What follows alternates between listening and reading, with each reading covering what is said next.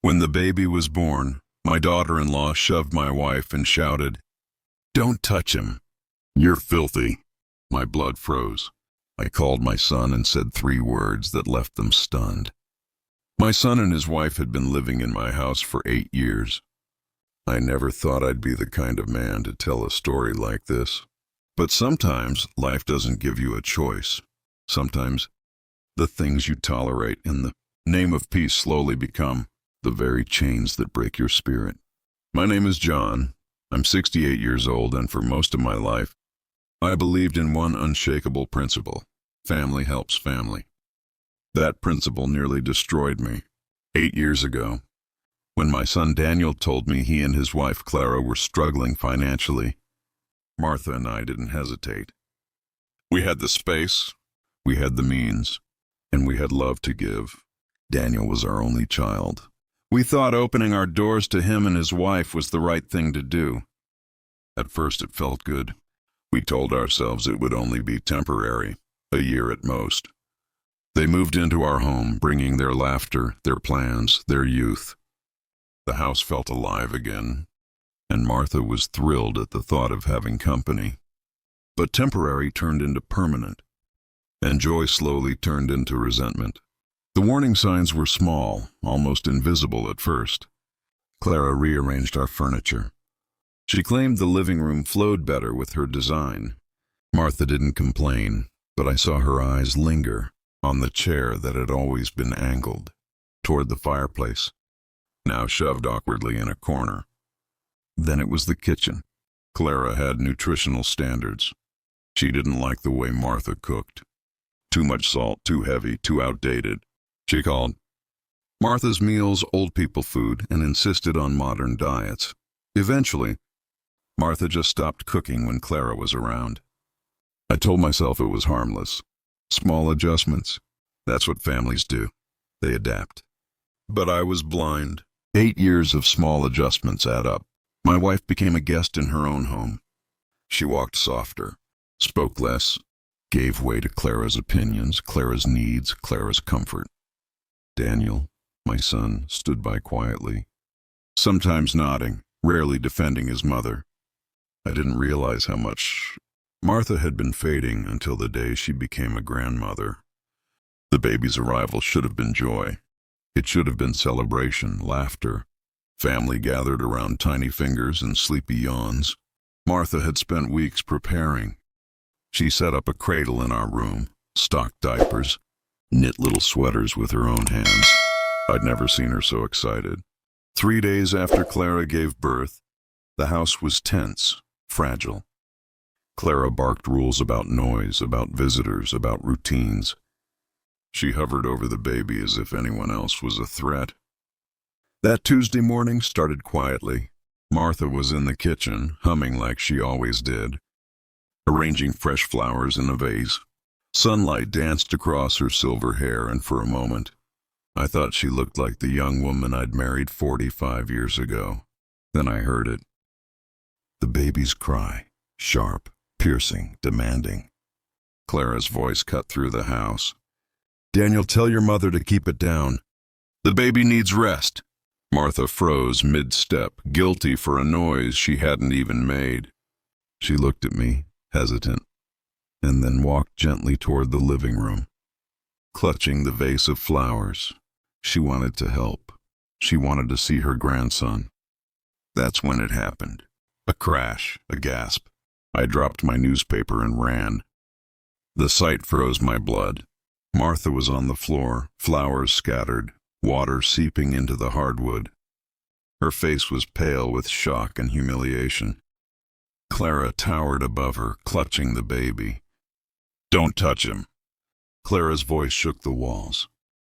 "You're filthy. Do you hear me? Filthy!" Martha's hands trembled as she tried to gather the broken stems. Tears filled her eyes, not from the fall, but from the words. My wife, the woman who had raised Daniel with more love than I thought possible, was being treated like dirt in her own living room. I bent down, my hands steady on her arms. "Martha," I whispered, "let me help you." But when she looked at me, I didn't see the woman I married. I saw defeat, years of silent surrender etched into her face. And Clara, she smirked. I swear on my life, she smirked. That was the moment I knew. Something inside me snapped, something that had been breaking slowly for years. I looked at her, and in that instant, I understood this wasn't about a baby, or germs, or noise. This was about power, and Clara had it. "Daniel!" I roared. My son appeared in the doorway, shifting uncomfortably. He'd heard. He'd seen. Clara adjusted the baby in her arms, her chin raised with arrogant defiance. "Stephen," she said sweetly, "we were just talking about how it might be better if Martha stayed in the bedroom when the baby is in the main areas, for hygiene, of course. Hygiene, about my wife. In her own home." I stared at Daniel. I waited for him to defend his mother, but he looked away. That silence told me everything. I helped Martha to her feet. Her dignity was shattered, but her hands were still gentle, still soft as she gripped my arm. And I felt it, the weight of every time I'd ignored the small humiliations, every time I'd told myself it wasn't worth the fight. But this was different. This was war. That night Martha went to bed early. She didn't speak. She didn't cry. She just slipped under the covers like a shadow, as if disappearing was easier than existing. I lay awake, staring at the ceiling, rage burning in my chest. 8 years. 8 years of kindness repaid with cruelty. 8 years of opening our doors only to be shoved out of our own lives. I thought about Clara's face when she called my wife filthy. The disgust, the satisfaction, the power, and I knew this could not continue. The next morning I woke with resolve. I had been blind, but now I could see clearly. Clara wasn't just ungrateful. She was dangerous. And Daniel, my son, was either too weak to see it or too willing to accept it. But I would not. Not anymore. I walked downstairs, the weight of my decision pressing against my chest. Clara's voice drifted from the living room, sharp and commanding as she barked orders at Daniel. I clenched my fists. This was my home, and today, everything was going to change. The morning after Clara shoved Martha, I woke before sunrise. The house was still. No sound but the ticking of the old clock in the hallway. For years that sound had comforted me. It was steady, familiar, the heartbeat of our home. But now, it sounded different, like a countdown. I lay in bed, staring at the ceiling, listening to my wife's shallow breathing beside me. She hadn't spoken much since last night. Martha had always been my anchor, cheerful, resilient, endlessly patient. But after Clara's shove, after those words, filthy, she seemed smaller, quieter. And I hated myself for letting it happen. By the time the sun peeked through the curtains, Martha had slipped out of bed without waking me. When I finally dragged myself up, I found her in the kitchen. She wasn't humming. No flowers on the counter, no sparkle in her eyes. She moved mechanically, slicing fruit, arranging toast on a plate as if she were on autopilot. Her hands shook just slightly, but she forced a smile when she noticed me. "Morning, John," she whispered. Her voice cracked and my chest ached. "Sit," I said gently but firmly. "Let me do that." She shook her head. "It's fine, I just want to keep busy." Busy. That was what my wife had been reduced to, a servant in her own home, clinging to the scraps of her dignity. And I knew exactly who was to blame. I found Daniel in my study, or what used to be my study. The room was barely recognizable now. The shelves where I'd kept my tools and books were crammed with baby supplies.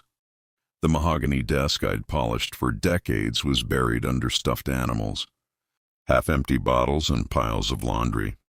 My son stood at the crib, humming as he changed his newborn's diaper. His movements were clumsy but tender. For a moment, I saw a glimpse of the little boy he once was, the boy who used to follow. Martha around the garden, tugging on her skirt, asking endless questions. That memory made what I had to say even harder. Daniel. My voice was low, steady. He turned, startled. Dad, morning. We need to talk. He froze, his expression already defensive. If this is about yesterday, it is about yesterday. Clara didn't mean... She shoved your mother to the ground. She called her filthy. Don't tell me she didn't mean it. Daniel flinched. He shifted the baby in his arms, staring at the floor. She's just protective. New mothers are like that. Protective? My blood boiled. Protective is locking the doors. Protective is checking if the baby's breathing at night. Shoving your 73-year-old mother to the floor is not protective. It's cruel. His jaw tightened. You're exaggerating. Don't you dare, I snapped. Don't you dare tell me I didn't see what I saw. Your mother was humiliated in her own living room, Daniel, and you did nothing. He finally looked at me. His eyes, my son's eyes, were full of shame, but also something worse. Defensiveness. You don't understand, Dad. Clara has high standards. She just wants things done right. Mom! He hesitated. Mom gets flustered sometimes. She means well, but she doesn't always do things properly anymore. I stared at him in disbelief. Properly? She drops things. She forgets. She dropped flowers yesterday, Daniel.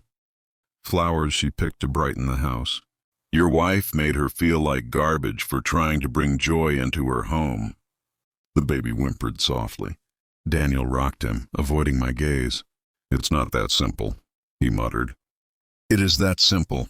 My voice was sharp, unyielding. Your wife disrespects your mother, and you let her. That's it. I took a step closer, lowering my voice. When was the last time your mother sat in her chair without Clara criticizing?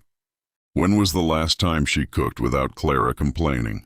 When was the last time she spoke without being interrupted? Daniel's mouth opened, but nothing came out. You don't even know, do you? I pressed. Silence. Because it's been years. His face reddened. Dad, this isn't just your house anymore. It's our family home now. The words cut deeper than any insult Clara had thrown. Our family home. In that moment, I saw the truth. My son wasn't just blinded by love. He was complicit. That night I couldn't sleep. I lay in bed, staring at the ceiling while Martha's breathing rattled softly beside me. She turned once, murmuring in her sleep, but didn't wake. I thought of the years, decades, we had built this home. The sacrifices, the memories, the laughter and tears that had soaked into these walls. And now Clara was dismantling it piece by piece while my son stood by her side. I realized something then. I wasn't just angry. I was afraid. Afraid that if I didn't act, Martha would fade into nothing. Afraid that Clara would tighten her grip until this house was no longer ours. Afraid that one day, I'd look in the mirror and see a man who let his wife be erased. And that I couldn't allow. The next morning, Clara was already in the kitchen when I walked in. She looked perfect as always. Not a hair out of place. Her blouse crisp, her makeup flawless. You'd never guess she was the mother of a newborn.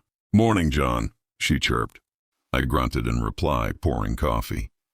I was thinking, she continued casually, it might be best if Martha doesn't handle the baby much.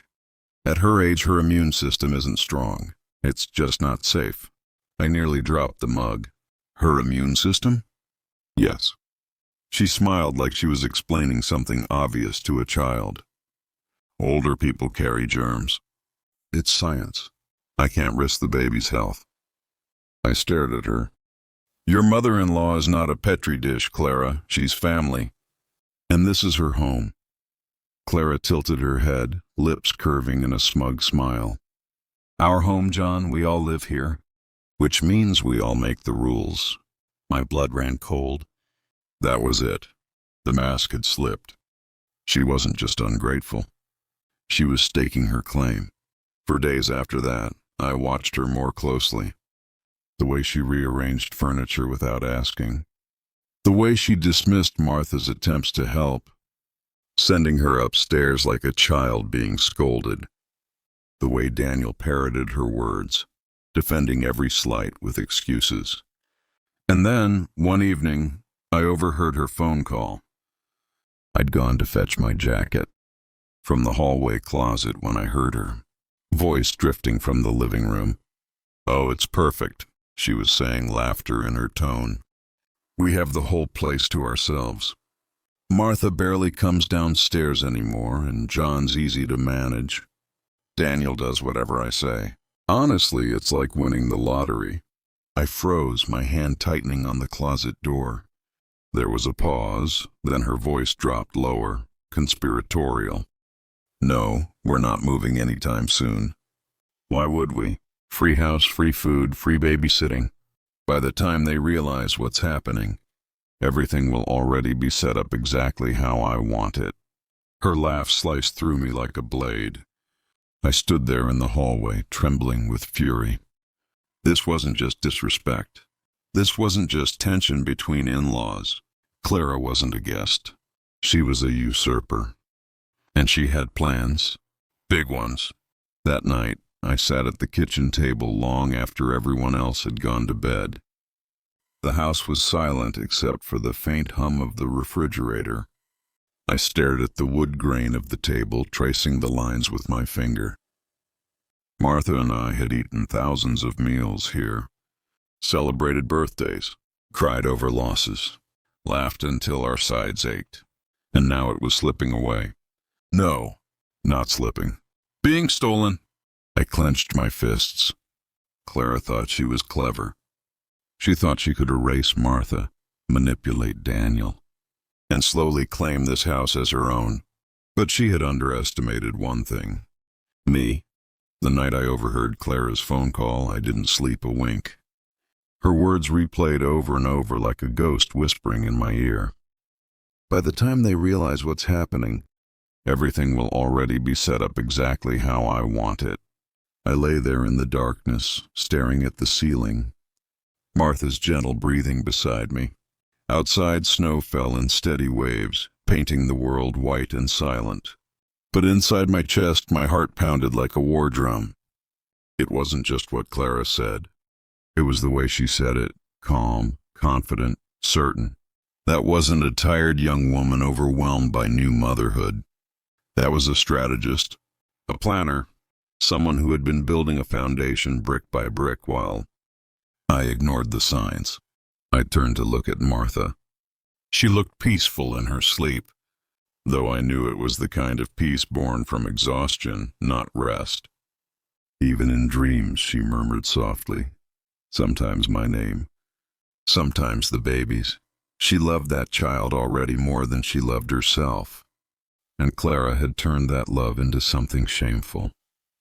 My fists clenched against the sheets. I wanted to wake Martha and tell her what I'd heard.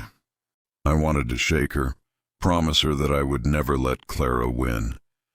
But instead I lay there quietly, because what comfort would words give when our entire world was slipping through our fingers? By dawn, my decision was made. If Clara wanted a war, she had one. The house was silent that morning. Too silent. Martha padded into the kitchen, her robe pulled tight, her slippers brushing across the linoleum floor. She began her usual routine, filling the kettle, arranging slices of bread, humming under her breath. But her hands shook. I watched as she tried to lift the kettle, nearly dropping it as hot water sloshed dangerously close to her fingers. "Careful," I said quickly, rushing forward. "Let me do it." She shook her head stubbornly. "I'm fine, John, just a little tired." Her lips curved into the faintest smile, but her eyes betrayed her. They weren't just tired, they were hollow, empty. "Fine?" I whispered, my hand closing over hers. "Martha, you're not fine. She's breaking you." Her eyes welled with tears she didn't let fall. She looked down at the counter, her voice soft, resigned. "It's not worth fighting over." That cut me more than anything Clara had ever said. My Martha.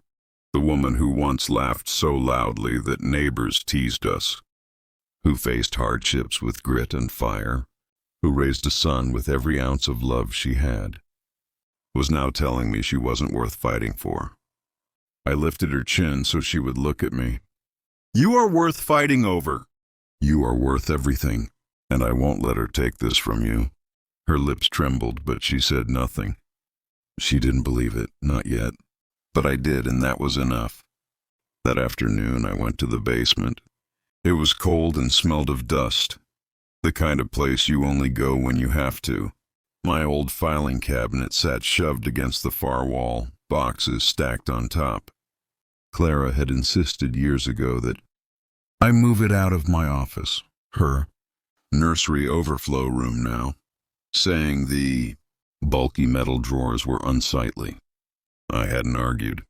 At the time I thought, what's the harm? But as I pulled open the drawers, I realized the harm was in what I hadn't noticed. I rifled through folders of tax records, repair shop invoices, old insurance papers. At first, everything seemed normal, until I reached the newer files. That's when my blood froze. Bills, not in my name, not in Martha's, in Clara's. Electric, gas, water, cable, internet. Month after month, neatly stacked, each bearing our address but her name bold across the top. I sat down hard on a rickety stool, my breath shallow. This wasn't an accident. This wasn't a mix-up. This was systematic. And when I reached the bottom of the pile, I found the nail in the coffin. A U.S. Postal Service forwarding order, filed 6 months ago, redirecting all mail to Clara Hastings at my address. My hands shook as I held the paper. My mind reeled. She wasn't just erasing Martha in daily life.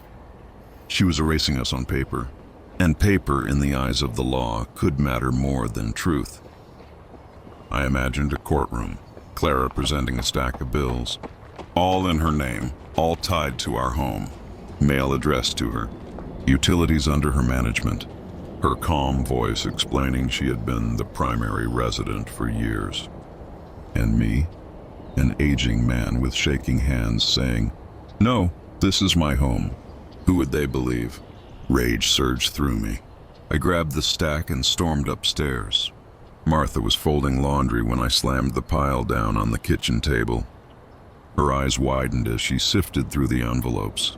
"John, what is this?" "She's been transferring everything into her name," I growled. "Utilities, bills, even the mail."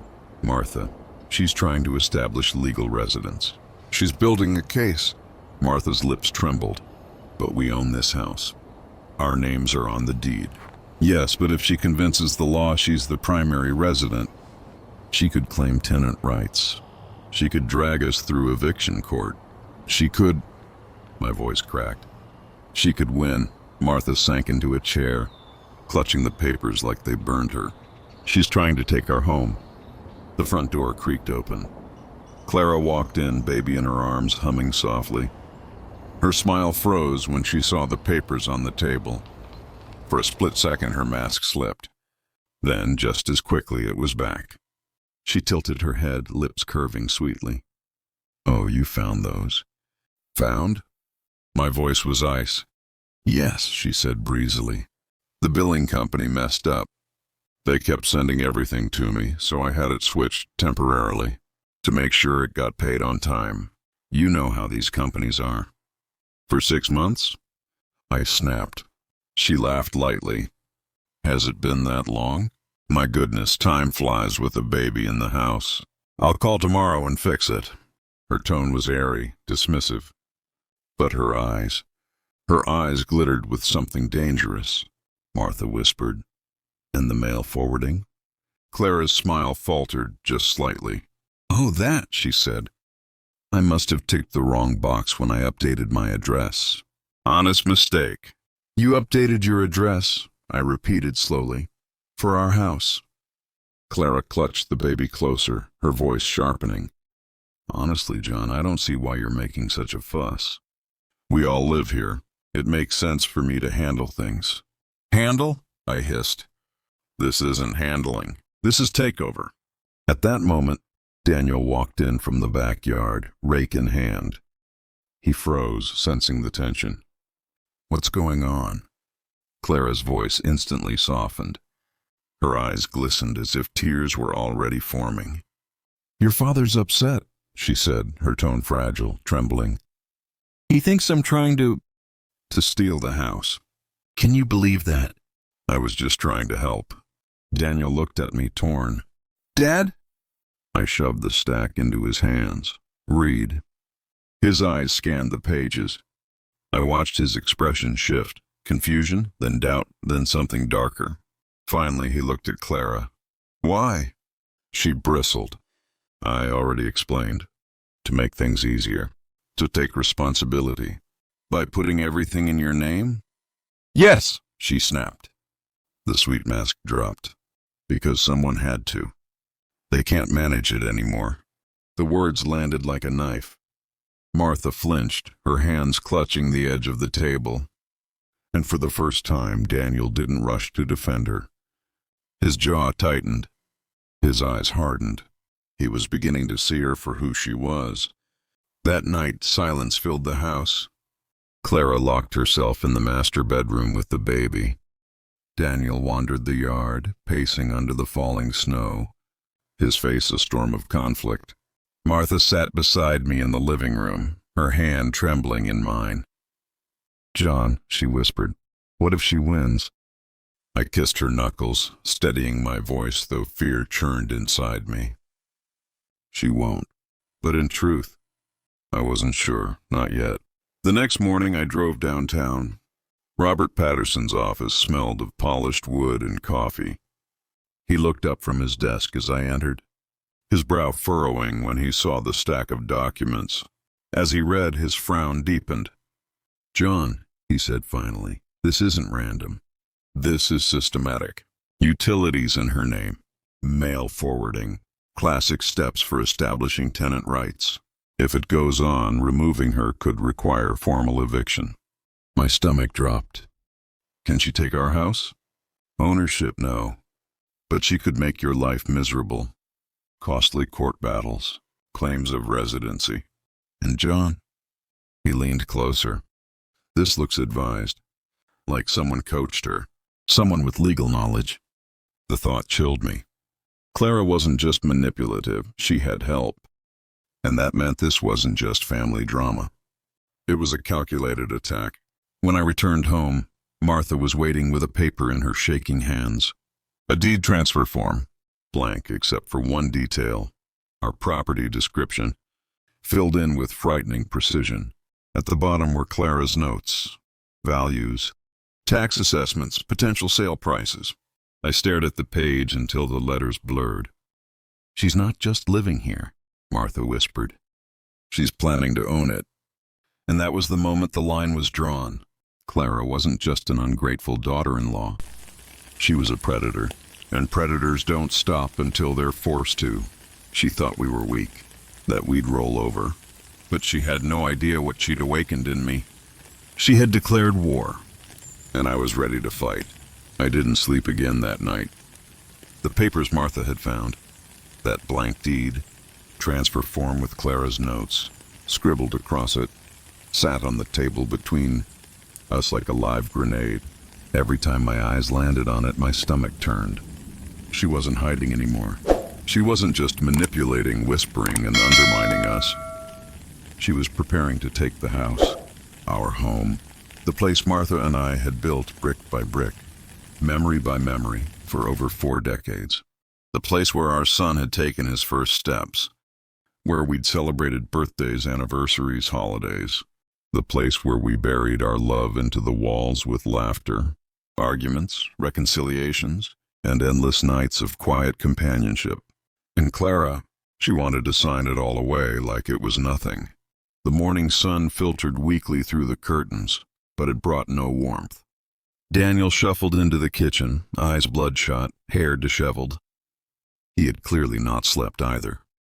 He sat down at the table across from me, glanced at the papers, then at me. "Dad," he said quietly, "is it true?" I didn't answer right away. Instead, I slid the stack of documents toward him. utility bills in Clara's name, the postal forwarding slip, the deed transfer notes. He stared at them in silence. His hands shook slightly as he flipped through each page. Finally, he whispered, She told me these were just temporary, just to help organize things. Does that look temporary to you? I asked sharply. His jaw clenched. He didn't answer. Martha came in then, her robe cinched tight, her face pale but resolute. She set a mug of coffee in front of Daniel, her hands lingering a moment on the cup before pulling away. Son, she said softly, when did our kindness become something to exploit? Daniel winced like she had struck him. Mom, I didn't know. No, she interrupted, her voice trembling. That's the problem. You didn't want to know. For years you let her chip away at me, at us, and now she's trying to erase us completely. Tears filled her eyes, but she held her ground. You may not have seen it, Daniel, but I have. I've felt it. Every look, every word. Every time she called me useless in my own kitchen. Every time she told me I was in the way of raising my own grandson. Daniel's face crumpled. His eyes dropped to the table. I'm sorry, he whispered. Martha shook her head. Sorry won't stop her. Silence filled the kitchen. Only the tick of the clock on the wall broke it. Finally, I leaned forward, my voice low but unyielding. She's not just ungrateful, son. She's dangerous. She's been coached, advised. You don't file forwarding requests and utility transfers by accident. You don't get property descriptions and blank deed forms by chance. Someone's guiding her. Daniel's eyes snapped up. Guiding her? Who? That's what we need to find out. Later that afternoon, I made a call. Robert Patterson, the lawyer, listened intently as I explained about the deed transfer notes. His voice grew sharper with every detail. John, this is beyond tenant rights. This is attempted property fraud.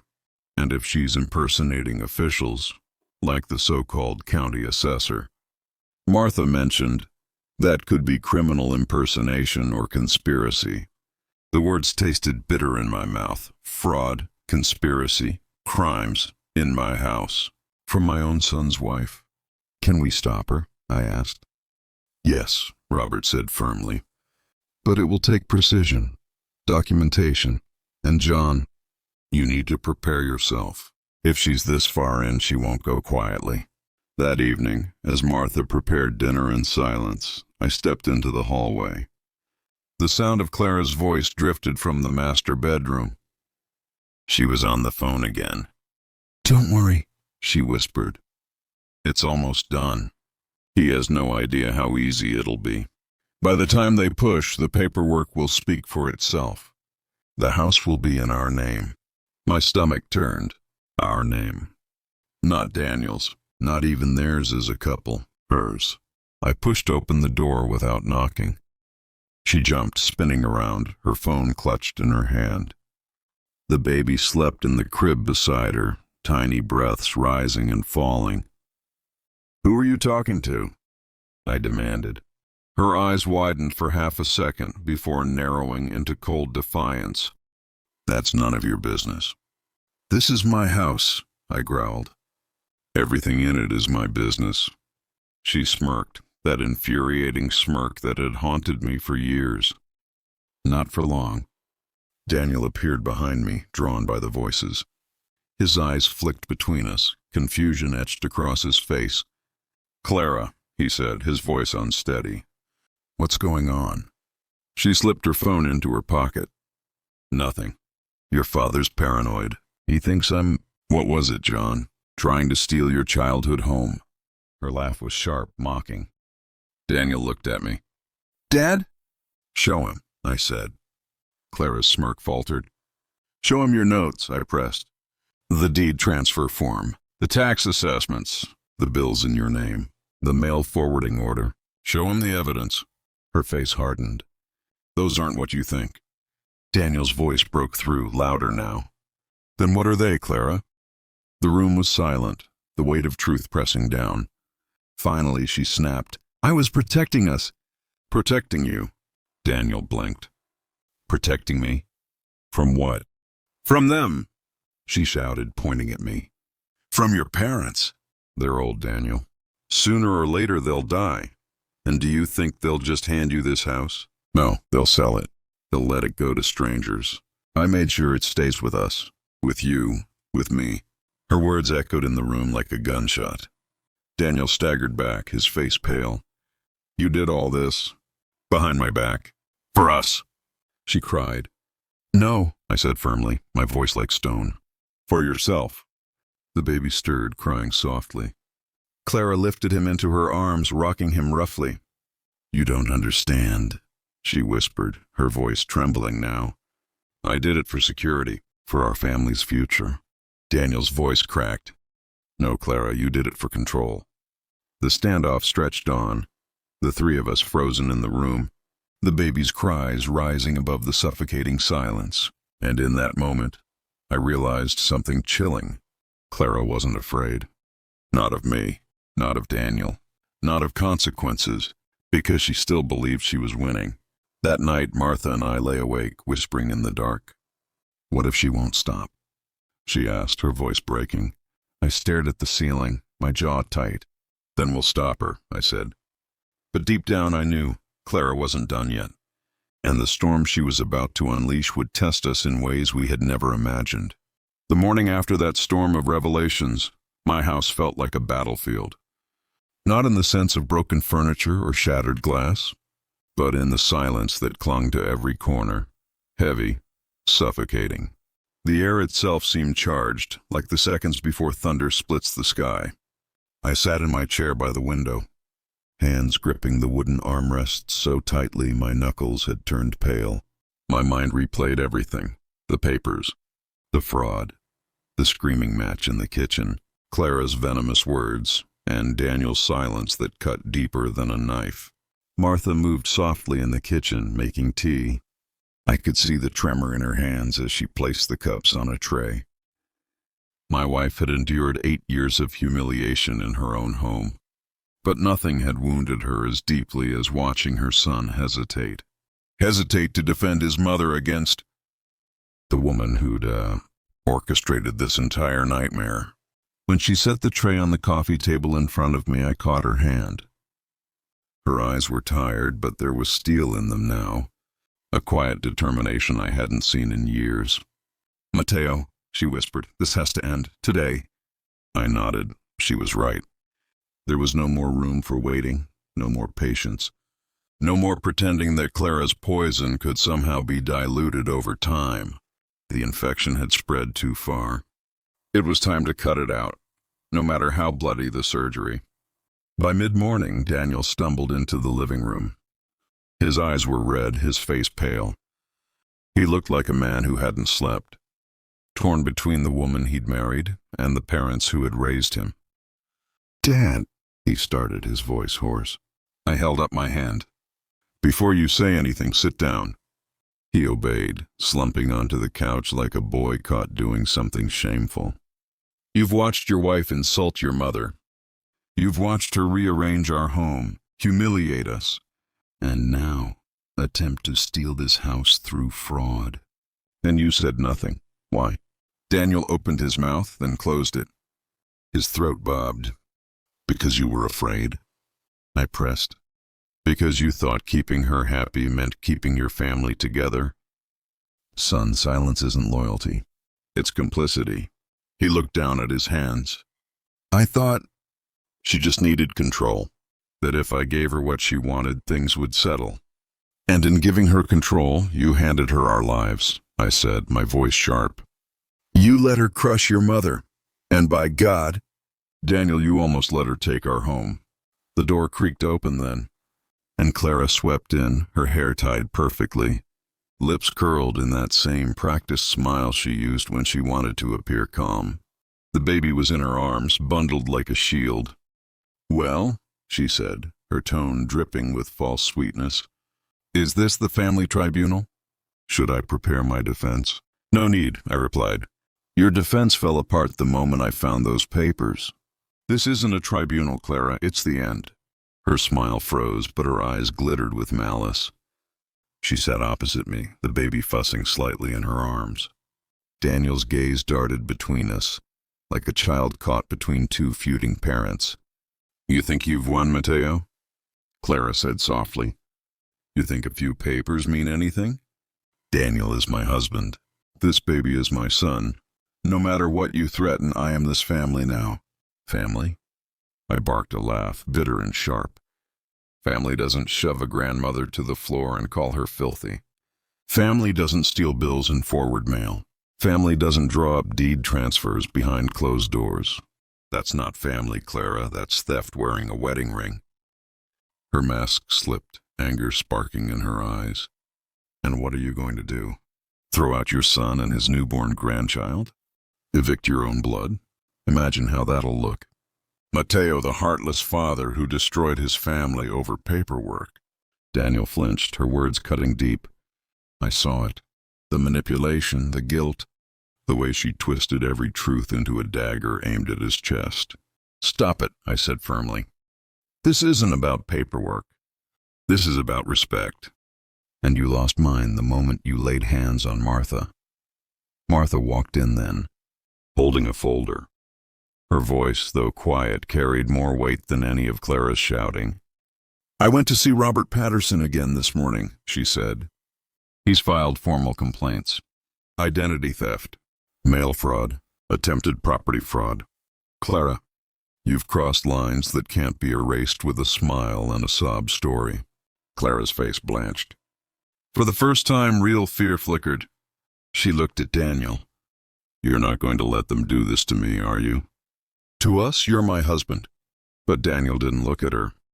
He looked at his mother, at the bruise on Martha's arm from when she fell, at the sadness that had shadowed her for years. And then something shifted. His shoulders straightened, his jaw tightened. "No, Clara," he said quietly. "I'm their son, and I should have acted like it a long time ago." Her eyes widened in disbelief. "Daniel, don't you dare." "I dare," he said, his voice breaking but steady. "You tried to take everything from them." "And I let you." "But not anymore." The words were a death blow. Clara stood, clutching the baby to her chest like a weapon. "If you side with them," she hissed, "you'll never see your son again. I'll leave tonight. I'll vanish, and you'll regret this for the rest of your life." Daniel stood too, blocking her path. "No, you won't, because I'll fight you with everything I have. That child is my son, not your bargaining chip." The room was a storm, Clara shaking with fury, Daniel trembling with resolve, Martha silently crying, and me standing, every ounce of my being filled with a cold, righteous fire. "You see, Clara," I said softly, stepping closer, "you thought you could steal a house, but what you really did was burn every bridge. You thought you were the queen of this family, but queens don't last when their kingdom turns against them." Her face twisted. "You'll regret this, all of you." "No," I whispered. "You will." The next week was a blur of court filings, hearings, and confrontations. Robert Patterson guided us through every step. Clara fought viciously, trying to paint herself as the victim, as the struggling mother abandoned by cruel in-laws. But the evidence, the bills, the mail forwarding, the forged notes on deed papers, told another story. When the judge read the charges aloud, Clara's composure cracked. Her tears, once a weapon, fell uselessly. Daniel stood beside us, his arm around Martha. For the first time in years, I felt the bond of father and son reforged, tempered by fire. The ruling was swift. Clara was ordered out of our home within days. Daniel was granted temporary custody while the divorce proceedings began. And the criminal charges meant Clara's future would be bound not by manipulation, but by law. Months later, the house was ours again. Truly ours. Martha hummed as she cooked. Laughter returned to our halls. And Daniel, humbled, broken, but rebuilding, became the man I always hoped he would be. One evening, as the sun painted the sky gold, I sat on the porch with my grandson in my lap. His tiny hand gripped my finger with a strength that surprised me. Martha came out, wiping her hands on her apron. Daniel followed, standing in the doorway, his eyes soft with gratitude. "Dad," he said quietly, "thank you for not giving up on me, for protecting Mom, for saving this family." I looked at him, then at my wife, then at the child who represented both the scars of the past and the hope of the future, and I realized something. This wasn't just a victory. It was a resurrection. The house Clara had tried to claim stood tall, stronger than her lies, rooted in love deeper than her greed. I kissed my grandson's forehead and whispered the words that had started this war, the words that ended it, the words that would echo in my family's blood forever. "This stops now.